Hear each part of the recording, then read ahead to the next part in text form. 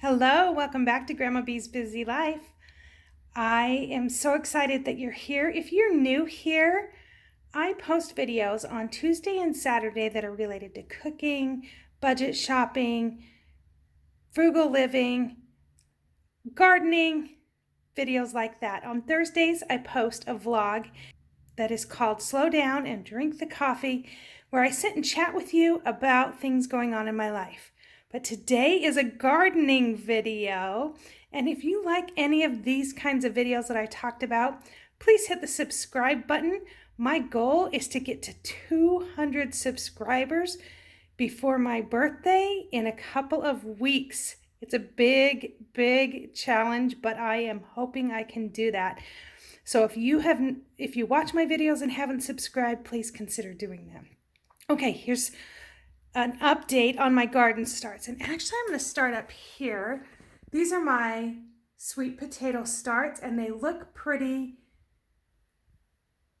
bare right now, but I have quite a few that I've already pulled off and are starting to root. So I'll show you those in just a minute. But here I have so many starts. They're going to go into the garden next weekend. They'll go outside. It's finally warm enough outside. So back here I have zucchini, and actually they're doing really well. They're closed right now because it's not bright enough outside yet, but I've got zucchini there. This other tall one here is cucumber, pickling cucumber. Let me see what it says. Yeah, pickling cucumbers. So this tall one here is a small watermelon that's supposed to only get about 7 inches around. These are all my herbs, and they're looking really great. So I have oregano here. There's not as much of that. I'm not sure what's wrong with the oregano, but I have a thyme here and thyme here. More thyme than I need. Don't you wish we always had more time than we need? This is parsley and sage. Wait, this is cilantro. And parsley's over here. Am I the only one who gets parsley and cilantro mixed up? Sage. I have 2 things of basil. We eat a lot of basil. And this is dill, and it's not doing really great. It's just a small amount. But I'm hopeful that once we get outside, it'll be good. All right, let's go to the next row. These are just the leftovers that I just didn't repot, and I've just tried to keep alive. But these are all tomatoes, cucumbers, zucchini, things like that I've put into bigger pots like this. So my tomatoes, I did not transplant soon enough, so they're not very big. I may end up having to buy tomatoes from the store. We'll see. So these are cantaloupe back here, these tall ones, and they have blooms on them also. See the little blooms on them? Look how pretty. So excited. All of my squash vine type plants are doing really well. Okay, down here is a neglected tray that I really need to do something about. This is butternut squash, and it really needs to be transplanted, so I'm going to try and do that today. It's struggling in these pots. This is chamomile. Let me move this aside. Chamomile. I cannot wait to get that outside. I'm hoping to be able to use that medicinally or for a tea. Back here, I have another type of watermelon, and then these back here are lettuces, and if they were just in bigger pots, they would be producing quite a bit, but they're going to go outside. I'll probably put the lettuce outside this week, and the kale will go outside this week also, because it is ready to go outside. Look how dirty my window is. Gross. All right. The kale is ready to go outside. I have lots of different kinds of kale because I use it to feed the bunnies. So I have lacinato kale, blue curly kale, red Russian kale. This is Swiss chard, Ford Hook red Swiss chard. Okay, here's some things that I've moved to the kitchen table. My kitchen table's being taken over by plants. So these two I want to talk about first.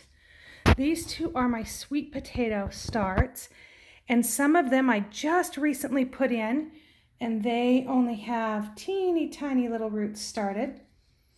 But some of them have been in there a very long time and have great big roots on them. And they are a plant that requires warmth. So I'm not going to be able to put those out for another month or so. So I'm just going to keep them in the water and keep them alive and then take them out there. There are 3 different kinds of sweet potatoes there. I love sweet potatoes. Grandpa B doesn't like sweet potatoes. But also, these plants can be eaten by my rabbits, so that's a bonus there. Anything that can feed me and the animals is awesome. So this is marigolds, and I'm planning on planting these around my tomatoes, and they're nice and big, so they're ready. So next week I can plant them out with my tomatoes that I'm probably going to have to buy. This was an experiment. This is a wildflower packet, and I don't know what these two are. They're clearly reaching for the light because the window's right there.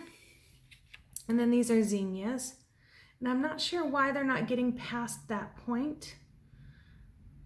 Anybody know what I might be doing wrong? Am I overwatering, underwatering? They're getting plenty of sun because most of the time during the day, the sun's shining right on top of them. So I don't know, maybe they're getting too much sun. I don't know. So this weekend, I'm going to direct sow some of these seeds. I have 2 kinds of beets. I have a Detroit Dark Red and a Touchstone Gold. I'm really excited about the beets.